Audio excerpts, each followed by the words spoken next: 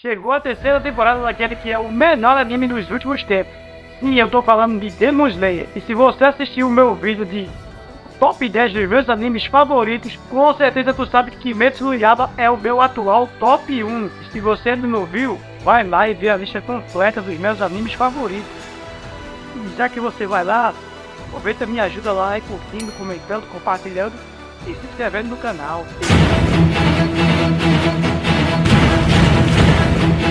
E fala, seus nerdolas, tudo de bom com vocês? Espero de coração que sim. Jovem, se você é uma das pessoas que não conhecem Demon Slayer, eu sinto dizer, mas tu tá moscando, porque Demon Slayer é o melhor anime da atualidade. Reconhecido até por quem não gosta do enredo dele, graças à qualidade da animação e aos personagens carismáticos. A segunda temporada terminou com os nossos heróis Tanjiro, Inosuke e Zenitsu, e também o Hashira do Sol Uzui derrotando o Lua Superior número 6, uma batalha brutal que destruiu o distrito inteiro e deixou todos os caçadores que ali estavam à beira da morte. E a terceira temporada começa nos mostrando a consequência daquela batalha épica. Do lado dos Luas, o Muzan faz logo uma reunião ali com todas as Luas superiores, porque o bicho está invocado. Porque, como ele mesmo diz, depois de 113 anos sem nenhuma baixa do lado deles, eles perderam o Lua Superior. E isso, pessoal, só leva a gente a ver uma coisa: como é desigual a luta dos Hashiras com os Luas Superiores. Chega a ser até covarde, mas mesmo assim os nossos heróis não desistem de praticar o bem. Não desistem nunca de tentar destruir e vencer o lado mal. E essa persistência vai fazer toda a diferença no futuro. E já vê você, que visual incrível do Castelo do Infinito. A gente vai acompanhando a casa até o local da reunião e a animação dá um show de beleza. Os criadores de Kimetsu haviam avisado que iam melhorar a animação dessa terceira temporada, mas eu fiquei meio sem acreditar porque a animação de Kimetsu já é incrível e você fica se perguntando pra onde vai mais isso, porque não tem mais pra onde ir. Daí vem a primeira temporada e os caras já cumprem a promessa nas primeiras cenas. Mano, é por isso que Kimetsu é o melhor anime da atualidade, porque a dedicação em querer agradar o fã é muito grande. Mas voltando pra reunião, a gente acaba conhecendo ali as outras luas superiores e a personalidade de cada uma delas. Mas não tem como não dizer que o Akaza é o melhor personagem ali do lado obscuro da força. O cara é rival de todas as luas acima dele, e a sede por se tornar o mais forte, a sede por se tornar o mais poderoso, só aumenta essa rivalidade. Mas ele sabe, galera, que mesmo ele sendo muito casca grossa, ele tá muito abaixo dos caras que estão acima dele. E ali mesmo na reunião, ele é humilhado pelo Lua Superior número 1, Kokushibo. E, de certa forma, pelo número 2 também, né? Que como ele mesmo disse, só estava brincando com ele. O Akaza é o Lua Superior número 3, galera. E ele tem mais raiva porque o Doma, o Lua Superior número 2, se transformou em demônio depois dele, mas mesmo assim conseguiu se tornar Lua Superior número 2 primeiro do que o Akaza, o que deixaria ele furioso. E é por isso que ele tem tanta raiva do Doma. O Doma, que na apresentação dele até parecia um cara bem legal, né? Ali vamos dizer assim, o diabinho boa praça.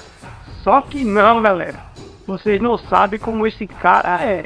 Nessa reunião a gente já fica sabendo quem vão ser os vilões e os heróis vão enfrentar dessa temporada. Vai ser o Lua Superior número 5, o Gyoko, e o Lua Superior número 4, Hatenku. Sim, galera, nessa temporada nós vamos ter 2 Luas Superiores. O nível tá subindo. E se eu não falei no começo, vocês me desculpem aí, mas essa temporada vai adaptar o arco da Vila dos Ferreiros. E é um arco ali que não agradou muito os fãs, porque não teve a participação nem do Zenitsu e nem do Inosuke. Olha só, eu li essa saga dos mangás e realmente eu senti falta dos dois. Mas esse arco traz 2 Hashiras casca grossa, que é a Mitsuri Hashira do amor e o Tokito Hashira da névoa. Tokito, que é por muitos considerado o Hashira mais forte, por um monte de evidências que tem aí, mas que eu não vou falar agora porque não é o caso. Mas voltando, o episódio passa a mostrar o lado dos heróis, e é recordando ali que se passaram 3 meses desde a última aventura, onde todo mundo ali ficou quebrado, né? Inclusive nesses 3 meses o Tanjiro estava em coma. Quando ele desperta, ele pergunta ali, né, pela galera, e é contado pra ele que o Uzui não foi visto nos últimos dias. Com certeza ele está relaxando com as esposas dele. Lembrando que o Uzui perdeu uma mão, hein, galera, o que é uma coisa muito difícil para o Hashira voltar à batalha. Eu não vou dar spoiler, mas eu acho que o Zui não volta mais. É contado também pro Tanjiro que o Inosuke também estava em coma, mas que ele havia acordado 7 dias antes dele, e que o Zenitsu acordou um dia depois da batalha e já foi mandado para outra missão, mesmo contra a vontade dele. E com certeza, galera, isso é só o anime nos mostrando como os Zenitsu estão um nível acima dos outros dois. Depois temos o Tanjiro indo para a Vila dos Ferreiros para implorar pela sua nova espada. E lá ele encontra primeiro a Mitsuri e depois o Tokita. Depois das fontes termais, o Tanjiro revê o Genya, né? Que é aquele cara que participou na primeira temporada. Se você não lembra bem dele, ele é aquele carinha que queria bater nas meninas, né? As meninas que estavam apresentando o que eles tinham que fazer lá na primeira aventura da primeira temporada. E é mostrado que o cara deu uma evoluída muito grande. O cara tá com músculo, o cara treinou bem. E esse cara é um cara bem diferente, é só o que eu posso dizer pra vocês. Depois de umas cenas cômicas e umas cenas bem embaraçosas pro Tanjiro, o episódio de 49 minutos acaba com o Tanjiro vendo um homem de costas. Um cara que parece muito com o mesmo homem que ele viu nos sonhos dele. E eu te pergunto, quem será esse cara? Vou logo te adiantando, não é quem você tá pensando. Agora deixa eu te dizer uma coisa.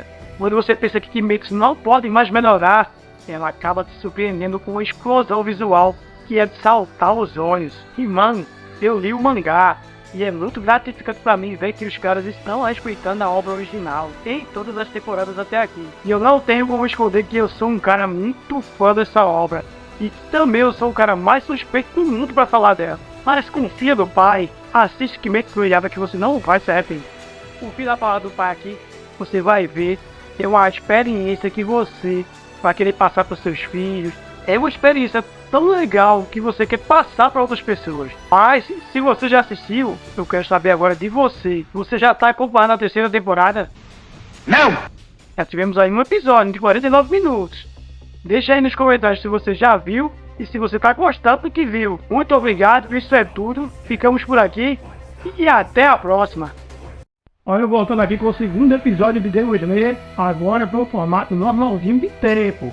25 minutos como é de costume com os animes. E esse foi um episódio de transição, sem muita ação, mas que revela muita coisa sobre o homem que o Tanjiro vê nos sonhos dele. Conhecemos também a personalidade do Tokito, e sim, eu chamo ele Tokito, que ficou um pouco diferente do mangá, mas foi só um pouco, e não foi um episódio tão diferente, foi bem fielzinho ao que tem no mangá. Ah, e antes da gente se aprofundar no assunto, eu preciso que você se inscreva no canal, e também que curta, comente e compartilha, sabe como é que é, né? E fala pessoal, tudo de bom com você? Espero de coração que sim. Olha, o episódio passado acabou com o Tanjiro vendo o Tokito maltratando uma criança. E ele também viu que tinha um homem observando tudo um pouco mais afastado. Acontece, meu jovem, que quando o Tanjiro se aproxima para tentar evitar que o Tokito machucasse aquela criança, ele acaba percebendo que aquele homem que ele viu de costas não era um homem e se tratava assim de um boneco. E aí é que tá, galera, porque esse boneco vai ser muito importante nesse segundo episódio e também muito importante para a terceira temporada como um todo. Mas eu só vou me aprofundar nele mais pra frente, então calma aí, tá? Porque a gente vai falar um pouco do Tokito, que pra quem não sabe, é o Hashira da Névoa, mesmo aparentando ser muito jovem. Parece até que ele é mais jovem do que o Tanjiro, mas que apesar disso ele é muito forte e talentoso. E daí se quebrar? É só fazer de novo. É isso aí que significa atrapalhar o trabalho de um Hashira, pois um tempo de um Hashira vale mais que o tempinho de cada um de vocês. A personalidade dele é bem parecida com a dos outros Hashiras, com uma pequena diferença que ele não chega a ser tão cruel como alguns. Aqui no anime ele se mostra muito mais soberbo e flexível, com um lado de superioridade muito maior do que eu achei que ele foi no mangá, mas com uma tranquilidade bem maior. No mangá eu tive a percepção dele ser muito mais indiferente do que soberbo, porque ele só tratava o Tanjiro como uma pessoa mais fraca que não podia fazer nada por ele. É claro que ele ser mais indiferente com as pessoas do mangá pode ser só uma impressão minha, e que também não vai alterar em nada na história. Mas enfim, depois que o Tokito acaba com o Tanjiro sem dificuldade nenhuma, a gente acaba sabendo que o impasse dele com o garoto era por causa do boneco. É que esse boneco é um boneco de treino, criado há mais ou menos uns 300 anos atrás pelos ancestrais do garoto, que aliás se chama Potetsu. E a parada é o seguinte, pessoal, é que esse boneco recria os movimentos de um espadachim tão incrível que para reconstituir os seus 108 movimentos, tiveram que fazer um boneco com 6 braços. O nome desse espadachim era Yoruichi. E que engraçado, galera, o boneco tem o rosto do mesmo homem que o Tanjiro vê nos seus sonhos. E que também pode ser visto nas lembranças do Muzan. Olha que coincidência, né não? E que por acaso também parece muito com o Lua Superior número 1. Vai juntando tudo aí. O problema do Kotetsu não querer dar a chave pro Tokito ligar o boneco é que ele não tem mais ninguém da família para recuperar o boneco em caso de avaria, como foi feito por gerações de sua família. Acontece que o pai dele e o seu irmão mais velho morreram ainda muito jovens, quando o próprio Kotetsu ainda era só uma criancinha, não tendo sido passado assim todo o ofício do ferreiro para ele. E por isso, se o boneco quebrar, não haverá mais ninguém para consertá-lo. Mas o Tokito não entende dessa forma. Ele só quer treinar, porque ele sabe que é a obrigação dos Hashiras ficarem mais fortes. E ele não está errado, de certo modo. E depois que ele apaga o Tanjiro, ele consegue a chave e vai treinar.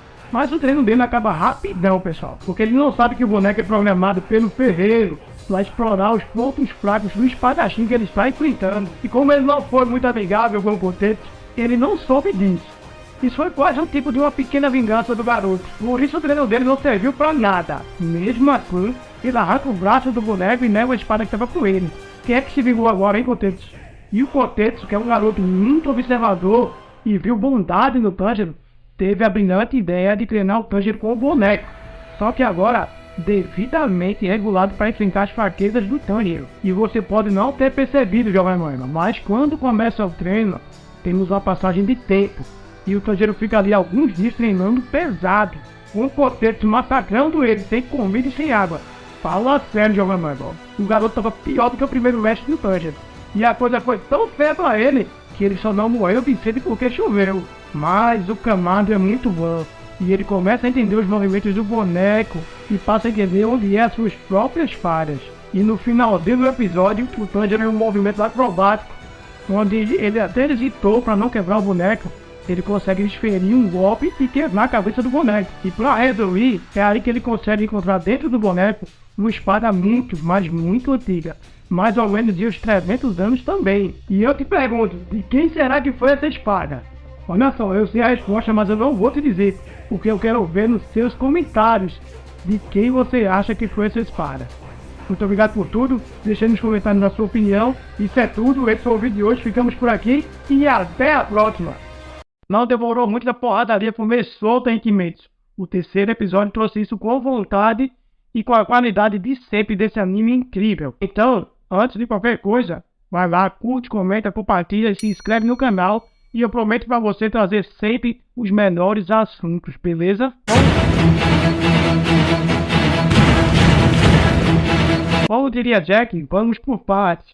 O segundo episódio terminou com o Tanjiro concluindo seu treinamento com o boneco. Depois de comer ali o pão que o diabo amassou na mão do Kotetsu, ele enfim conseguiu acertar um golpe do boneco. Vimos também que a cabeça do boneco quebrou com o golpe do Tanjiro. E dentro dele havia uma espada muito, mas muito antiga, de mais ou menos uns 300 anos. O terceiro episódio começa exatamente na continuação dessa cena, que mostra ali os dois muito surpresos com o que estão vendo. Pelo menos o Kotetsu se mostra surpreso.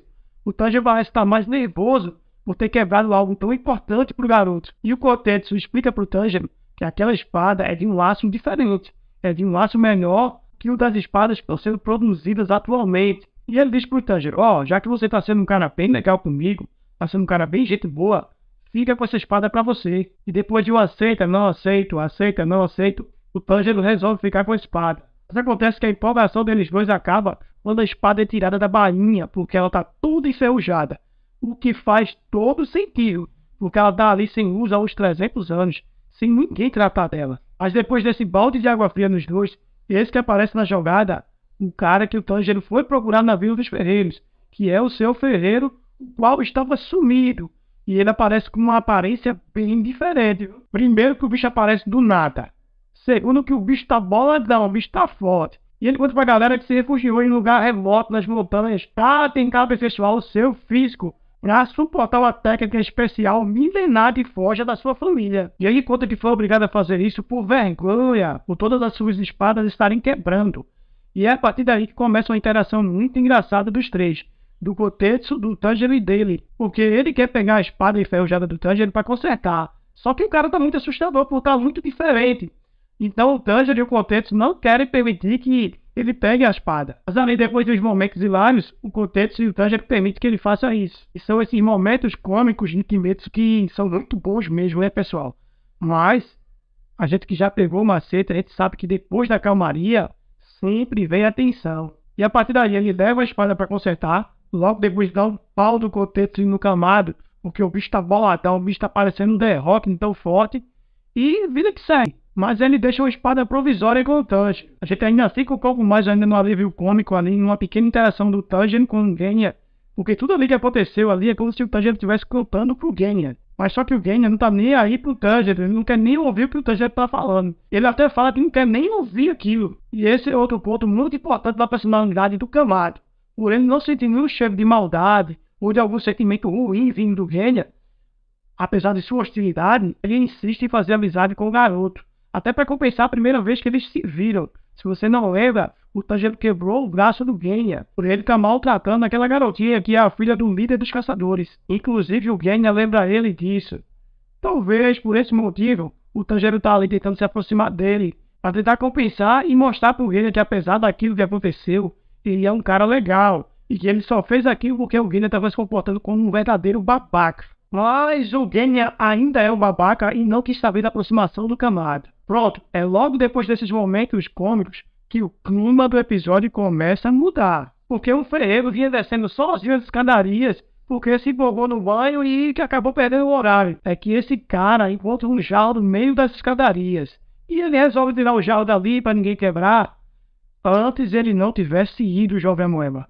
Porque esse jarro foi um verdadeiro presente de Grego. Quando ele se aproxima do jarro, ele acaba sendo devorado pelo Gyukyoko, que acaba depois de um tempo cuspindo ele de volta, por não achar ele saboroso. Mas, galerinha, o que ele cospe de volta não é mais uma pessoa. É só um monte de carne ali toda retorcida e irreconhecível. Mudando de cena, temos uma pequena interação do Kamado com o Tokito. E como eu já havia falado no outro vídeo, eu tinha achado a personalidade dele um pouco diferente do mangá no episódio passado. E isso muda nesse episódio quando dá para conhecer um pouco mais da personalidade dele. Até mesmo quando ele se aproxima do Tanjiro e da Nezuko quando eles estão dormindo, o Tanjiro não desperta por não sentir cheiro de maldade. Não existe maldade no cara. Isso fica provado mais à frente no episódio, quando ele está indo para a luta contra o Lua Superior número 4, e ele vê o Kotetsu sendo ali perseguido por um demônio. E por ele ser um cara muito disciplinado, ele faz os cálculos ali, né? O que é mais importante, a vida de outros caçadores ou a vida de um mero ferreiro?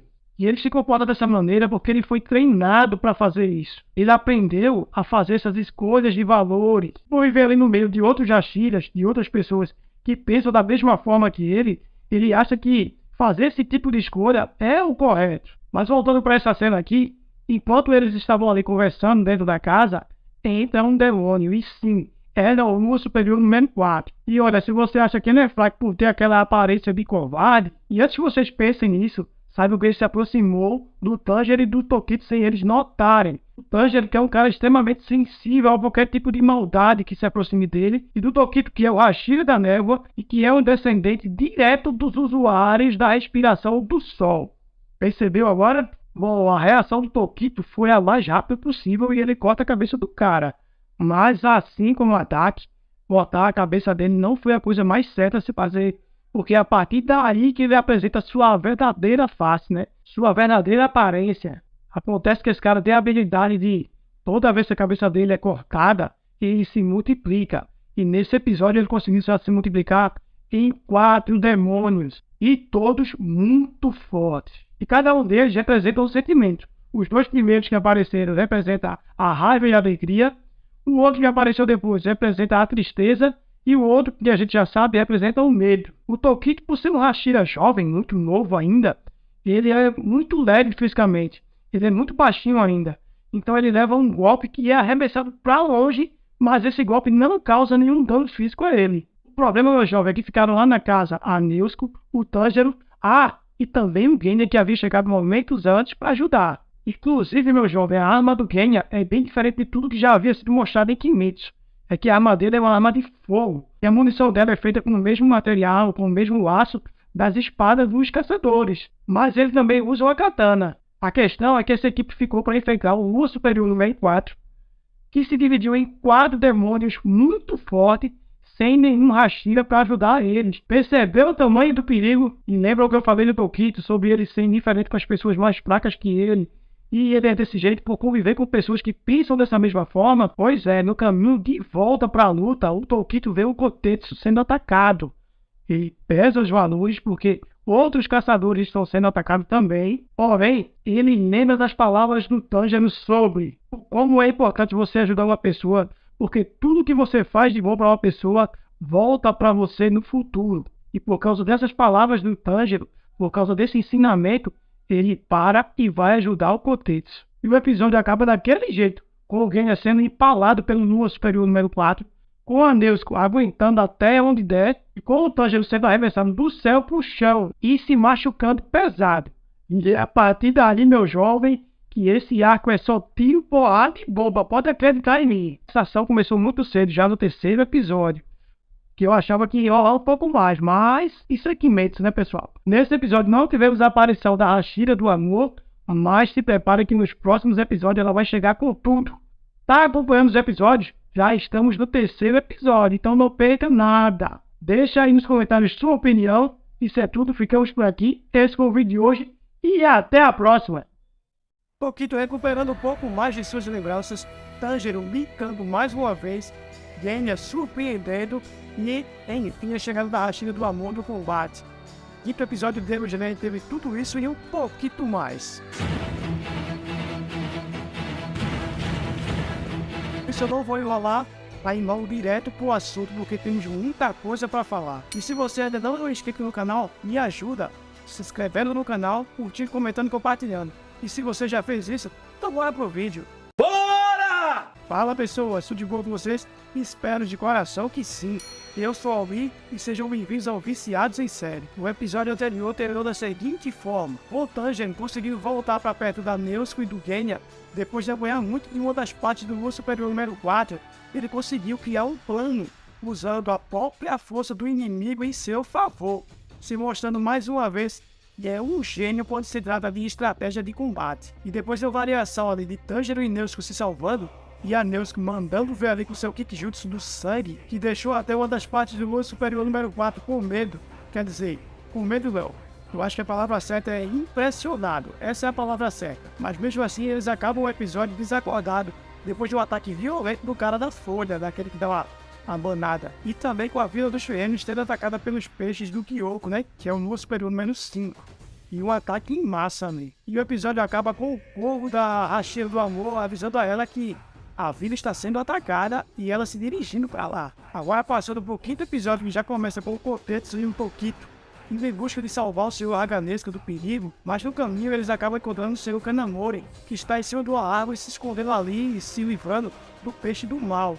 Mas o Tokito resolve a situação rapidinho, pessoal. E para alguns vai parecer que o Tokito ainda é um cara indiferente, pelo jeito que ele falou, mas na minha opinião ele agiu com a razão. Ele foi rápido no raciocínio dele, e ele vai logo perguntando pro cara se ele é o deus, onde está a espada nova dele. E ele diz para não perder tempo com conversa fiada, afinal de contas, eles estão sob ataque. E eu concordo plenamente com essa atitude dele, porque ele pensou rápido e me raciocinou rápido. E ele precisa de uma espada, porque como o próprio Sr. Kanamori observou, a espada dele está toda lascada. Qualquer coisinha ali ela pode quebrar, e por isso ele foi logo direto ao assunto. Pode parecer um pouco ríspido, pode, mas foi a coisa mais certa a se fazer. E o modo mais rápido de conseguir logo a sua espada nova. E me pareceu que o próprio Kanamori não ficou ofendido com o jeito do Tokito falar, porque ele conta que o Tanjiro já havia avisado a ele que o Tokito era desse jeito, e o Kanamori tivesse um pouquinho de paciência com ele. E o Tokito fica ali todo sentido, porque mais uma vez o Tanjiro interferiu, porque o Tanjiro já sabia que o Tokito ia ser um pouco ríspido, e aquilo ali ficou na mente do Tokito. Vai servir para ele, do seu modo de agir mais uma vez. Ele vai pensar tudo aquilo que o Tanjiro falou mais à frente. Vai servir um pouco mais para ele. E o Kanamori começou a conversar com ele, mas o próprio Kotetsu percebeu que aquilo ali era uma perda de tempo. E o Kanamori avisa que a espada está dentro de um barracão, né, de uma casa, já pronta para entregar ao Tokito. E eles vão para lá, só que no caminho, em frente, meio próximo à cabana, eles estão surpreendidos pelo Lua Superior número 5, que é o Gyoko. E nesse momento, o Gyoko fica surpreso com o poder de percepção do Tokito. E ele descobre logo que o cara é um Hashira. Ao mesmo tempo, a intensidade do ataque à vila fica maior e muito mais violento, com muita gente morrendo de uma forma horrível. E olha galera, só para fazer uma pequena observação aqui sobre o 3D dos peixes, que são os bichos criados pelo Gyokyo. Realmente esse 3D, ele destoa de todo o resto do anime, mas não é uma coisa que me incomoda aí como tá incomodando algumas outras pessoas. Pra mim não incomoda porque é bem feito. Mas voltando pro ataque à vila, tá tudo indo muito mal galera, tá todo mundo se ferrando, morrendo com mortes violentas.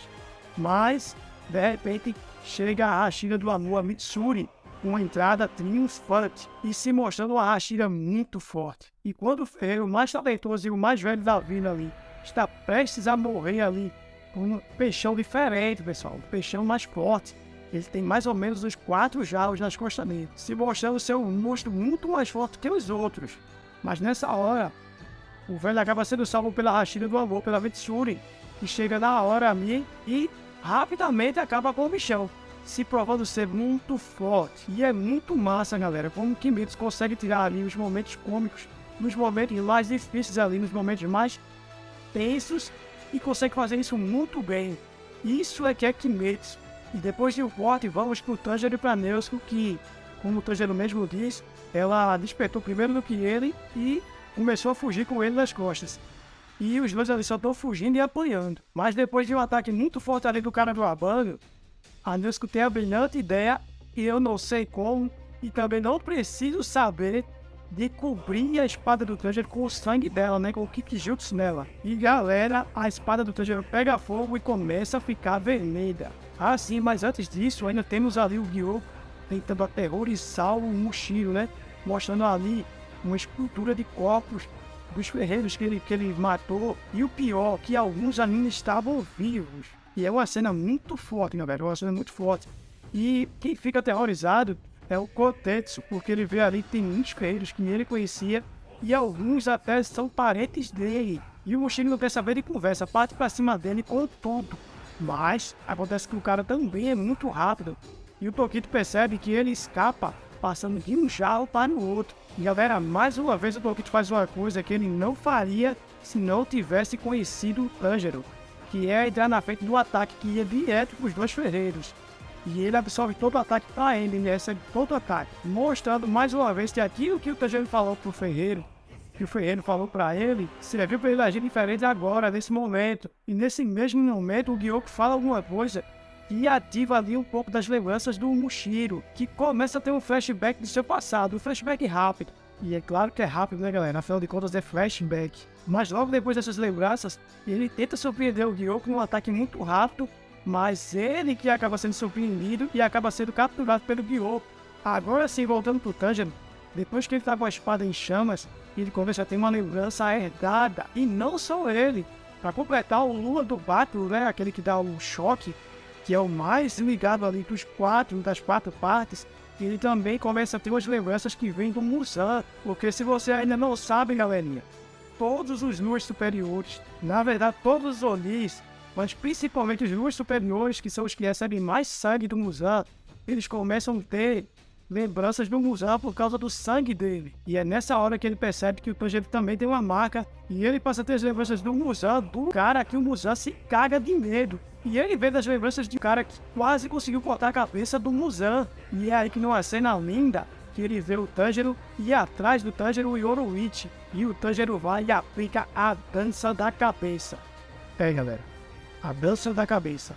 Pelo menos é assim que tá na legenda. Mas enfim, o nome não é tão bom, mas ele consegue cortar a cabeça dos 3 Onis de uma vez só, faltando apenas a cabeça de um deles. E quando o Tanjiro começa a procurar esse outro cara para cortar a cabeça dele, ele olha e vê o Genya com a cabeça dele na mão. Ou seja, o Genya também conseguiu cortar a cabeça do cara ao mesmo tempo que o Tanjiro cortou a cabeça dos outros 3. Ah, mas antes disso, o Tanjiro reflete sobre o esquema da marca, né?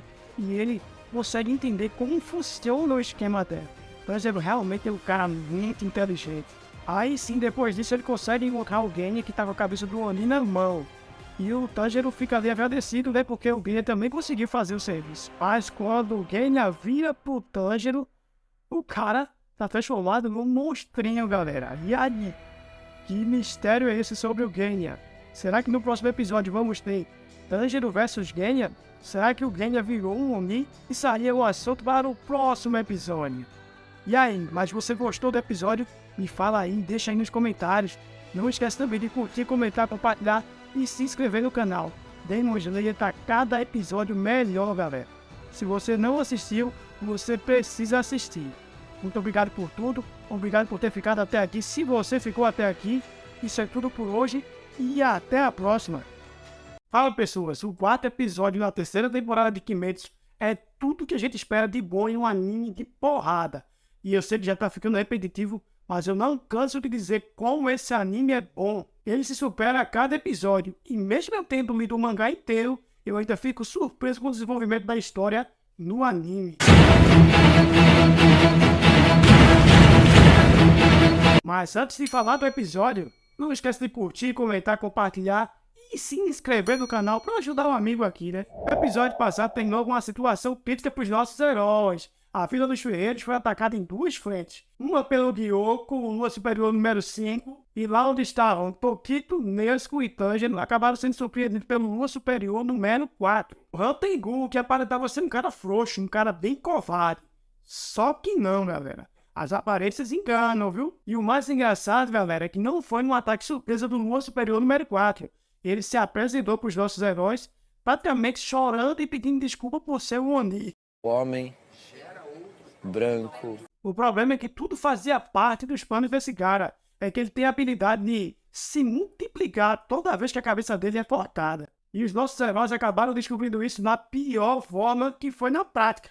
E o episódio acaba da seguinte forma. O Tokito acaba sendo arremessado para bem longe depois de levar um golpe muito forte. O Tanjiro acaba sendo arremessado ao chão, tendo recebido bastante dano, principalmente ficando quase sem audição. O Genya acaba sendo empalado e a Nezuko resistindo como pode. E esse episódio já começa ali com o Tokito salvando a vida do Kotetsu, analisando a situação e pesando ali qual a vida mais importante, a de um ferreiro ou a dos caçadores. E mesmo ele calculando, galera, que a vida dos caçadores pesa mais na balança do que a vida do ferreiro, que é a vida do garoto, ele lembra das palavras do Tanjiro e acaba salvando o Kotetsu. Aí a produção do anime tá um verdadeiro show, galera, colocando ali o Tokito com a imponência de um verdadeiro herói. E a cena é muito bonita, colocando ali todo o poder de percepção desse Hashira. Porque depois que ele corta a cabeça do peixe monstro e cresce outra, rapidamente ele percebe que tem que cortar o jarro que tá nas costas do bicho. Depois dele derrotar o bichão, a gente tem uma pequena explicação do porquê que o Tokito é tão vazio, tão inexpressível. Tem aquele olhar vazio, né, galera? E por que ele é tão analítico? O problema, galera, é que ele não lembra de muita coisa do seu passado. E é por isso que ele parece uma pessoa ali sem identidade, né? Ele tem aquela personalidade meio nebulosa. Mas acontece que ele começa a ter uns flashbacks ali do seu passado. E ele lembra de quando conheceu o Oikata, numa situação ali que ele estava todo quebrado. E o Oikata-san diz para ele que ele vai começar a lembrar das coisas pouco a pouco, através das suas ações. Aquilo ali vai passar a destravar suas lembranças. E outro detalhe para mostrar que esse Hashira não é o que parece, é que o Kotetsu pede ajuda dele para salvar o Haganesta, que é o ferreiro do Tanjiro, que está concentrado num lugar sozinho. E ele está lá sozinho porque ele está utilizando uma técnica especial para recuperar a nova espada do Tanjiro. E essa é a preocupação do Kotetsu, porque como ele está só, não tem ninguém que o proteja do ataque. Mas galera, vamos seguir a lógica aqui analítica do Mushiro. Pela lógica analítica dele, ele não iria salvar um ferreiro, né? Ele iria para a vila salvar mais pessoas que estavam precisando dele. E é isso que ele pensa ali na hora. Mas, graças à interação dele com o Tanjiro e também das suas pequenas lembranças que estão voltando aos poucos, ele reflete e diz: não, eu me tornei um Hashira para proteger todas as pessoas. E por isso eu tenho a capacidade de salvar esse ferreiro e todas as pessoas da vila. Eita, galera! E ele pega o Kotetsu, coloca nas suas costas e sai em velocidade. E tem até uma brincadeirinha, né? Que teve uns momentos cômicos ali entre o Kotetsu e o Mushiro. Que ele disse para ele não falar, para ele não morder a língua de tão rápido que ele estava indo, galera. E isso chega a arrepiar, porque é muito bonito a forma que o Kimetsu coloca uma certa moral, sabe? É mesmo, é? Mostrando pro público o que é o certo a se fazer. Indo para a situação do Tanjiro e dos outros, todos estão passando maus bocados. O Tanjiro está tomando uma surra daquele Oni com asas. Mas O Tanjiro, galera, é um estrategista nato. E ele percebe que se ele cortar a língua de todas as partes que se multiplicou daquele Oni, ele começa a ficar mais fraco. E se você ficou com medo, pensando que o Genya tinha morrido porque ele foi empalado no último episódio, não tenha medo, esse cara não morre. Nesse episódio ele é empalado várias vezes e acaba levantando e voltando pra luta. Agora eu te pergunto, qual será o mistério por trás desse cara, hein? Será que ele é algum tipo de imortal? Eu sei a resposta, mas não vou te dizer. E olha só, mesmo a Nezuko ficando mais forte ali no meio do combate, ali na hora H, ela não é páreo pros caras. Esse Lua Superior número 4 é muito forte e nenhum dos heróis que estão ali são páreo pra ele. Graças ao Tanjiro, a Nezuko não acaba sendo morta pelo cara do cajado elétrico. Tanjiro que chegou lá por causa de um plano excelente que ele criou na cabeça dele. E depois dessa galera apoiar muito, o episódio acaba ali no finalzinho com o Corvo da Hashira do Amor avisando a ela que a Vila dos Ferreiros está sendo atacada e ela se dirigindo para lá. Ou seja, eu acredito que vai ficar agora o Tokito enfrentando o Lua Superior número 5 sozinho e a Hashira do Amor vai ajudar o Tanjiro e os garotos lá com o Lua Superior mais forte, o Lua Superior número 4. E é isso, galera. Essa temporada de Kimetsu está incrível. Eu acho que é uma das melhores temporadas até aqui. Apesar que eu gostei muito da segunda também, da segunda temporada. Mas essa ação começou muito rápido. Já começou ali no segundo episódio. Agora eu quero saber de você, o que você tá achando. Você tá acompanhando Kimetsu, a terceira temporada? Não! Deixa aí nos comentários. Me fala tudo, não me esconde nada. Muito obrigado por tudo. Esse foi o vídeo de hoje. Não esquece de curtir, comentar, compartilhar e se inscrever no canal. E até a próxima! E galera, o sexto episódio de Kimetsu no Yaiba chegou. Mas eu quero começar esse vídeo pedindo desculpa a vocês por não ter comentado muita coisa, muitos detalhes sobre a espada da Mitsuri no vídeo passado. É que diferente de algumas pessoas que não leram o mangá ainda, galera, eu já li o mangá e por isso eu não fiquei tão surpreso quando eu vi. E é por isso que desde já, de mais uma vez, eu quero pedir desculpa a vocês por não ter contado os detalhes sobre aquela espada. Porque, se você percebeu, a espada dela vira um chicote. É uma espada toda diferentona ali, né? Não é igual às outras. Porque o meu intuito aqui no canal é falar do anime como se não conhecesse nada dele. Como se fosse a primeira vez que eu tivesse visto. Mas, infelizmente, eu não consegui fazer isso. E realmente a espada da Mitsuri é toda diferente, né, pessoal? Ela é muito diferente das outras armas dos outros Hashiras que já foram mostrados no anime. E nessa temporada a gente já viu a arma de fogo do Genya, que é uma arma diferente. E as espadas ninja do Uzui na temporada passada. Agora que eu já me desculpei com vocês,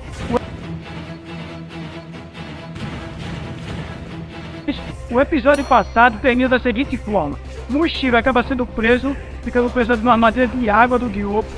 Tanjiro e Nezuko mitando e encerrando com Genya revelando uma aparência demoníaca. Episódio 6, apesar de começar ali no exato momento onde o Genya revela sua aparência pro Tanjiro, ele não foi um episódio tão movimentado quanto o anterior, quanto o episódio 5, porque no decorrer do episódio foi tentado algumas pausas para contar a história do Genya e do seu irmão, o Hashira do Vento, Sanemi Shinazugawa. E eu vou pedir licença para vocês para começar falando da trágica história familiar desses dois, que tem uma história muito parecida com a história do Tanjiro e da Nezuko, porque ambas as duas duplas perderam suas famílias de forma trágica e violenta, um ataque de Oni. E aqui no caso do Genya, o Oni foi a sua própria mãe, o que deixa a história muito mais dramática. E as duas duplas tinham famílias muito grandes. A família do Genya, se eu não contei errado, a noite do ataque era o 10, porque o seu pai já havia sido assassinado há um tempo atrás, um pouquinho antes da noite trágica. Mas a morte do pai do Genya foi um alívio para a família,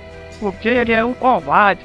Ele era um cara que se aproveitava do seu tamanho, por ser um cara muito grande, e batia nos seus filhos e na sua esposa depois de tomar todas. E acabou sendo morto, esfaqueado em uma esquina bem pertinho de sua casa quando estava voltando bêbado. Provavelmente a vingança de algum cara que ele se aproveitou por ser maior e bateu no cara também. O anime não conta isso nem o mangá, mas a gente especula, né? E esse comportamento do pai do Genya é uma das pequenas diferenças das duas famílias, porque a família do Tanjiro também é grande, viu?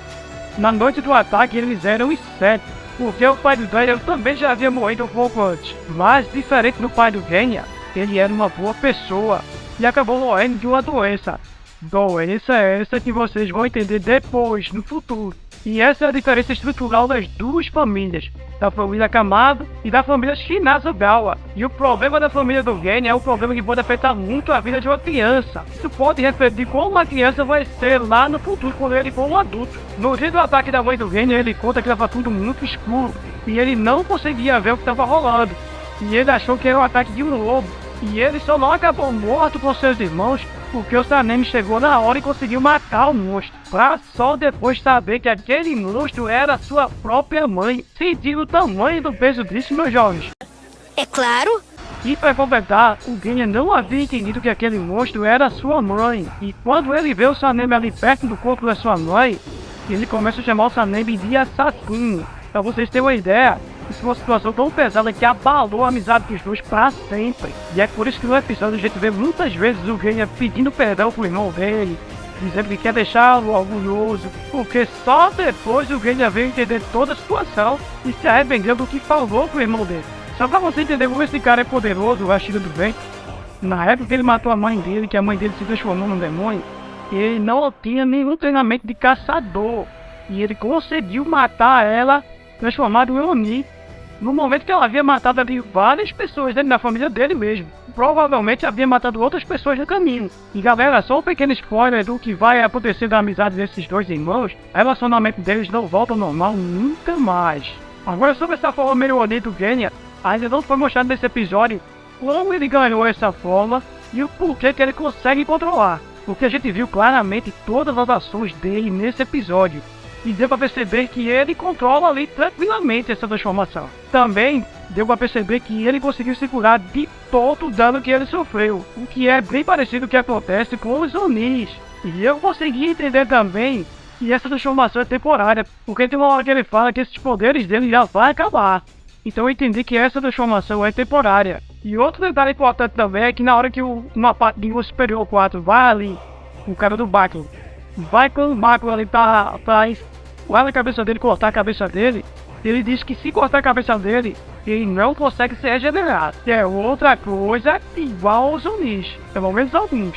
Jovem Lueva, se você voltar no começo da temporada, você vai lembrar que alguém havia comentado que o Genya não se alimentava. E por isso fica o mistério do que é esse garoto. Porque, com certeza, ele não é um Oni, porque ele tá ali entre os Jashiras, e nenhum Jashiras conseguiu sentir a presença dele com o Oni. E como o próprio Tanjiro já falou, ele não sentiu cheiro nenhum vindo dele, né? É cheiro de Oni vindo dele. E por enquanto a gente vai ficar aí com esse mistério sobre o que é o Genya. De onde veio os seus poderes. E uma coisa muito legal que teve foi a interação do Tanjiro com o Genya. Aliás, não só nesse episódio, mas todas as vezes que eles apareceram juntos. Por exemplo, nesse episódio o Genya não conseguiu sentir raiva do Tanjiro, porque todas as vezes o Tanjiro conseguiu quebrar aquele instinto dele de raiva, que talvez até seja causado pela transformação Oni dele, e pode até não parecer, mas os momentos cômicos também ficaram com os dois. É muito engraçado na hora que o Genya pega na garganta do Tanjiro, e o Tanjiro diz, você tá pegando minha garganta, e o Genya fica dizendo pra ele que não vai matar o urso superior, que o Genya é que tem que matar o urso superior pra ganhar o crédito, porque ele quer lá o irmão dele, né?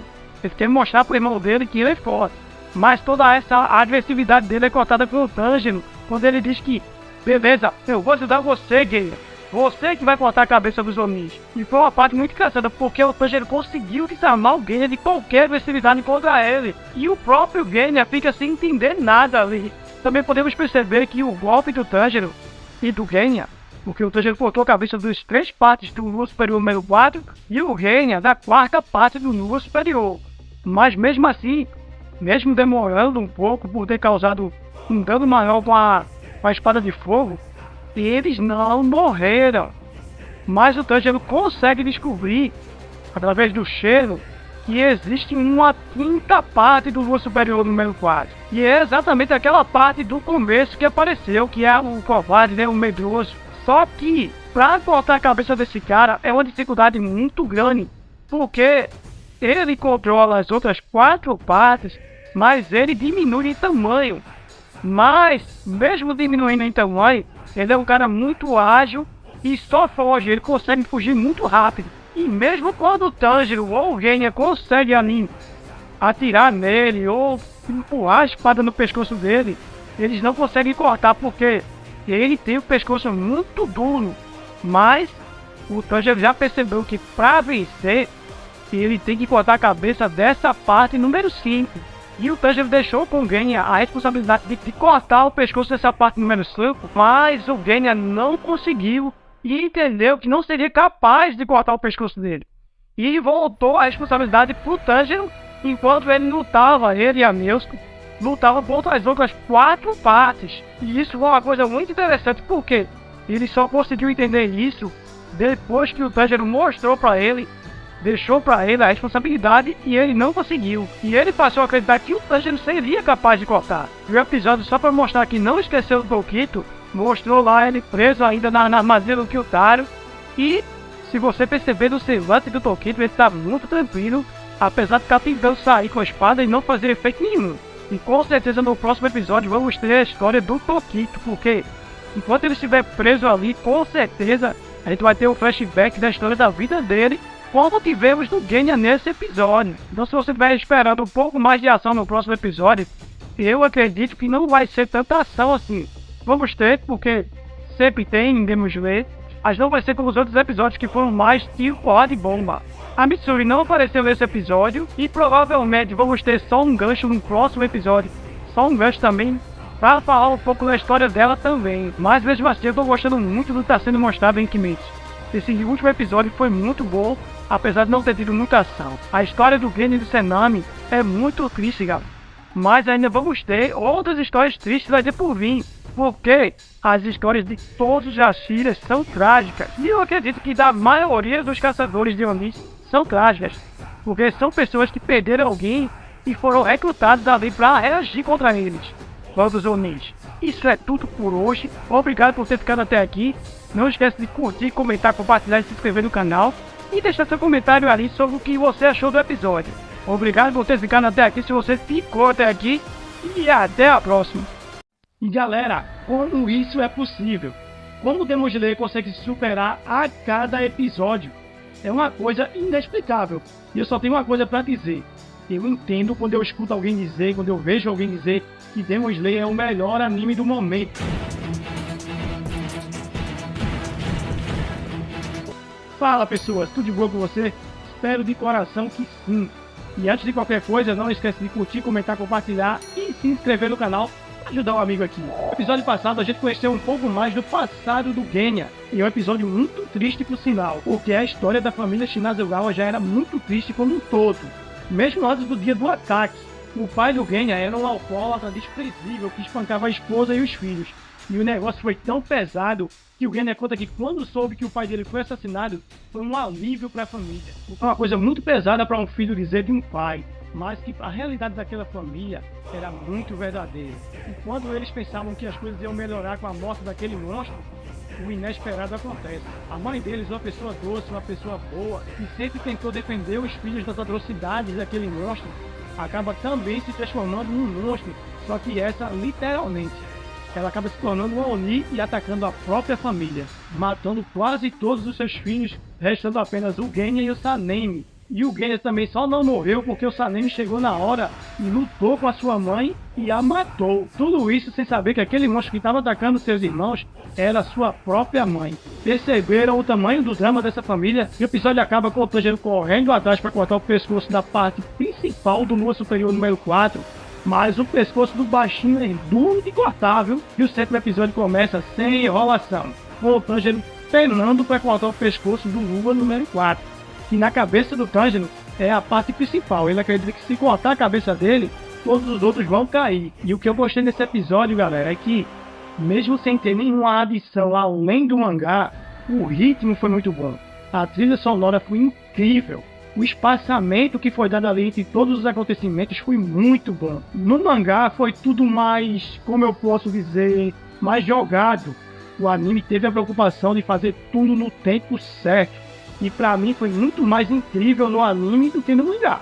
Minha opinião. Mas a questão é que quando o Tanjiro está começando a cortar a cabeça do medo, ele sente uma presença nova e tenebrosa atrás dele. e ele não consegue identificar como nenhuma das emoções anteriores. Galera, Demon Slayer não brinca em serviço e já nos entrega mais uma parte do Lua Superior número 4 e provavelmente a mais forte, assim, do nada, sem rodeios, no começo do episódio. Mano, eu tenho certeza que qualquer outro anime ia fazer o maior suspense no episódio inteiro e entregar o cara só no final, pra deixar um gancho pro próximo. Mas aqui em Kimetsu não existe isso, aqui não tem information. E Jovem Padawan, a explicação do aparecimento desse cara vem do ponto de vista do Genya, que conta que estava ali prestes a dar um tiro na emoção da tristeza. Mas na hora que o Tanjiro começou a cortar o pescoço do Naniko, ele começa a emitir um som, um barulho muito incômodo para os ouvidos humanos. E nesse mesmo momento a emoção raiva levanta as mãos para o alto e absorve as outras 3 emoções. A alegria, tristeza e prazer foram consumidas e, ao que parece, de uma forma bem dolorosa, segundo o Genya falou. E é aí que, depois da fusão dessas 4 emoções, surge a parte mais perigosa e a mais assustadora do Lua Superior número 4. Galera, e se vocês achavam que essas 4 partes já estavam dando muito trabalho para os heróis, e realmente estavam dando, vocês agora vão ver o que é um cara apelão, porque essa nova forma é a parte mais forte do Naniko. E ele já aparece ali cantando de galo, né? Dizendo que os caçadores são os covardes e os verdadeiros demônios, por quererem ali matar um cara tão pequeno, tão inofensivo, tão covarde como aquele, mostrando ter ali uma visão totalmente conturbada do que é certo e do que é errado. Mas uma coisa é certa, galera, esse cara realmente é muito forte, porque só a presença dele foi o suficiente ali para fazer com que o Tanjiro e o Genya nem conseguissem se mexer. A presença espiritual dele, vamos dizer assim, é tão poderosa e o Tanjiro começou a sentir uma dor muito forte no coração. E segundo o próprio Tanjiro, diz que parecia que o coração dele fosse explodir só com a presença desse cara. Mas galera, é bom demais ver o Tanjiro pistola, né não?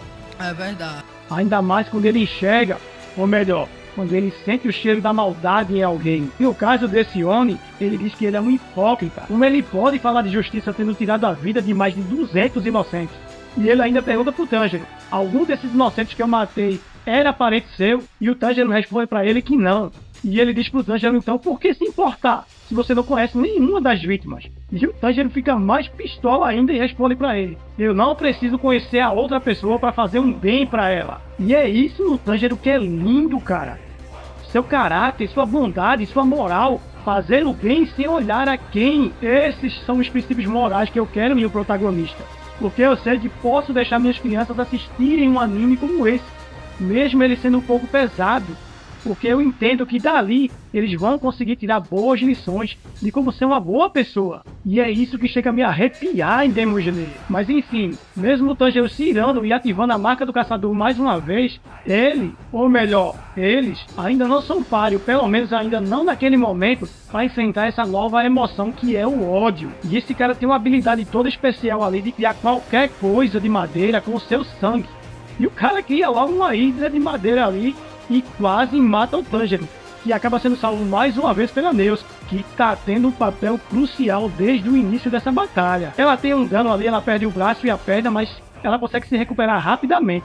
Mas mesmo assim parece que o golpe desse cara causa um dano maior para ela. Pelo menos foi assim que eu entendi. E os 3, a Nezuko, o Tanjiro e o Genya, estão correndo um grande perigo. Do outro lado temos o Muishiro ainda preso na armadilha de água do Gyou. E podemos ver que tem um contraste ali dos pensamentos dele com o do Tanjiro, que diz que todas as vidas importam, enquanto para ele, a vida dos mais fracos que ele não importavam muito, porque ele se achava ali o mais forte dos Hashiras, e se você não consegue salvar sua própria vida, então você não merece tê-la. É mais ou menos essa a filosofia de vida que ele tinha. E naquele momento ele acaba tendo uma visão do Tanjiro, que se materializa na frente dele e começa a dizer umas coisas. E ele começa a falar umas frases, algumas coisas que são bem parecidas com as frases que o Tanjiro também diz. Mas o Muishiro tem certeza que aquilo não foi o Tanjiro que falou para ele. Pela pouca convivência que os dois tiveram, ele lembra praticamente de tudo que eles conversaram. E é aí que ele começa a lembrar que aquelas frases que estão sendo ditas ali não foi do Tanjiro, e sim do pai dele, que é um cara que tem os olhos muito parecidos com os do Tanjiro e que aparentemente também, não só os olhos, o caráter também era muito parecido com o do Tanjiro. É então que depois de uma cena linda do Kotetsu se sacrificando para tentar ajudar o Muishiro a sair daquela armadilha, soprando ali dentro da armadilha de água algumas bolhas de ar, e ele consegue absorver aquelas bolhas e dar o último golpe e sair daquela armadilha. Mas a cena do Kotetsu é tudo muito lindo, pessoal.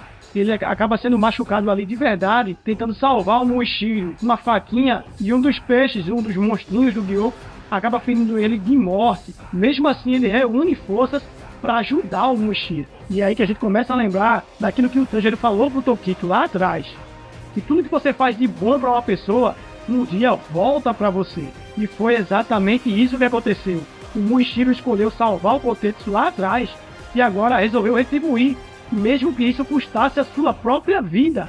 E ó, parabéns para todos envolvidos nessa obra, principalmente para a criadora, a Koyoharu Gotoji, que entrega pra gente personagens com valores morais.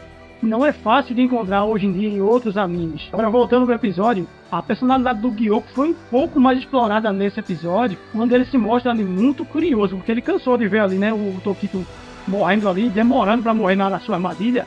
Ele se mostra curioso, querendo saber o que é que o pessoal tanto esconde ali dentro daquela cabana, ao ponto de doar sua própria vida para que ele não entre ali. E ele vai e entra, né? Derrota aquele ferreiro que tá ali, que não tinha nenhuma condição de vencê-lo. E quando ele olha, ele vê ali o Sr. Haganesca, mais numa concentração, galera. Consertando aquela espada do Tanjiro, aquela espada do boneco. Mas o cara tá numa concentração, que nem os golpes do Gyoko nas costas dele conseguem tirar a concentração dele. E o Gyoko fica logo full pistola, né? Fica furioso, porque, como ele próprio diz, ele é um artista. E onde ele chega, ele quer atenção pra ele. E como o Haganesca não deu nenhuma atenção pra ele, o cara fica full pistola. Inclusive podemos perceber que ele também é um cara muito invejoso. Porque como ele mesmo diz, o ferreiro, que também é um artista, tá conseguindo ter ali uma concentração que ele nunca conseguiu ter na vida dele. E por isso ele fica com tanta inveja do cara que acaba ficando muito mais furioso do que o normal. E pela primeira vez no anime é mostrado o rosto do Sr. Haganesca, pessoal. E vou logo dizendo, não é nada do que eu esperava. O cara é novo e bem afeiçoado. Eu esperava um velho todo enrugado, mas dizer que você também não. E pra finalizar, galera, eu vou falar aqui também de uma das outras motivações do Gyoko querer entrar na cabana. E é a possibilidade de conseguir encontrar o líder dos ferreiros lá dentro daquela cabana. Já que a galera tá defendendo aquilo ali com unhas e dentes, havia possibilidade do líder dos ferreiros estar lá dentro. E aí o prêmio do Gyoko seria bem maior, porque ele ia matar um Hashira, que era um Muishiro, né, que já estava preso na armadilha dele, e matar o líder dos ferreiros, que é o cara que ensina todas as artimanhas de como fazer a espada para matar os demônios. Na visão dele, com certeza o Muzan ia ficar muito feliz e ia dar um prêmio muito maior para ele. E o episódio acaba com a maioria de todos os outros, com os nossos heróis ali à beira da morte, quase mortos, né? Mas a Mitsuri ainda não chegou no jogo de verdade. Ela não conseguiu entrar na batalha ainda. Então, ainda há uma esperança para os nossos heróis. E quando ela entrar na luta de verdade, o bicho vai pegar. Agora, deixa eu fazer uma pergunta para você. Você tá acompanhando os episódios de Kimetsu? É claro! Se tiver, deixa aí nos comentários. Mas antes de sair do vídeo, não esquece de curtir, comentar, compartilhar e se inscrever no canal. Muito obrigado por tudo. Esse foi o vídeo de hoje. Obrigado por você ter ficado até aqui, se você ficou até aqui, e até o próximo vídeo. Galera, vamos falar de mais um episódio de Demon Slayer que tá, ó, muito, mas muito acima da carne seca. Mantes, não esquece de curtir, comentar, compartilhar e se inscrever no canal. E fala, pessoas, tudo de boa com vocês? Espero de coração que sim. E antes da gente começar a falar do novo episódio, vamos relembrar um pouquinho do episódio anterior. Afinal de contas, você sabe, né, Jovem Amoeba? Recordar e viver. E a parada foi o seguinte: depois da aparição da possível parte mais forte do Lúcio Superior número 4, a emoção ódio chegou chutando as bundas do Tanjiro, da Nezuko e do Genya. Lá na outra batalha, o Tokito, com a ajuda do Kotetsu, consegue sair da armadilha de água do Gyoko, que tá pistola com o Haganesca, que não tá nem aí pra ele. Ele só quer terminar a espada do Tanjiro. E como esperado, esse foi o episódio Tokito Show. Não teve o Tanjiro, nem a Mitsuri e nenhum dos outros personagens. Mas mesmo assim foi um bom episódio. Não tão bom quanto o episódio anterior, mas no mesmo nível, na minha opinião. Chama a atenção as cenas que foram, como eu posso dizer, completadas, né? Que no mangá não teve tanto impacto, tipo a morte do pai e da mãe do Tokito. Teve todo um contexto ali, mais cenas pra gente se apegar mais aos personagens, principalmente do pai do Tokito. E o episódio começa exatamente naquele momento em que o Muishiro, com a ajuda do Kotetsu, consegue sair da armadilha de água do Gyou, Kotetsu que ainda vive, mas que está bem avariado. E o Muishiro até tenta ajudar ele, né, depois que sai da armadilha de água, só que o veneno daqueles espinhos que está todo no corpo dele e também da armadilha de água deixaram ele com o corpo meio que dormente e ele não consegue se movimentar normalmente. E o pior é que um mini exército daqueles peixes de bigode aparece para terminar ali da cabo do Kotetsu. E o Moishiro, coitado, tá ali sem poder se mexer, desesperado porque ele não consegue se movimentar, para tentar ajudar o garoto. Porque foi o garoto que salvou a vida dele e ele lembra das palavras do Tanjiro, né? E por isso ele fica desesperado porque ele quer retribuir de todo jeito ali toda a bondade que o Kotetsu fez para ele. E é nessa hora que ele tem uma lembrança de seu pai, dizendo